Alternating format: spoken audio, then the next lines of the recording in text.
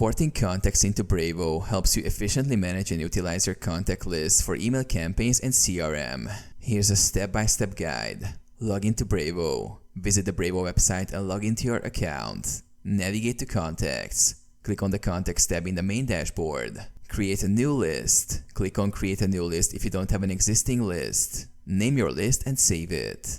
Import contacts. Select the list you want to import contacts into. Click on Import Contacts. Choose the Upload a File option. Upload your file. Click Choose File and select a CSV or Excel file from your computer containing your contacts. Ensure the file includes headers such as email addresses, first names, last names, etc. Map your fields. Brevo will prompt you to map the columns in your file to the corresponding fields in Brevo. Match your file's headers to Brevo's fields. Review and confirm. Review the mapping and click Import. Brevo will process the file and add the contacts to your selected list. Verify import. After the import is complete, check your list to ensure all contacts are correctly added.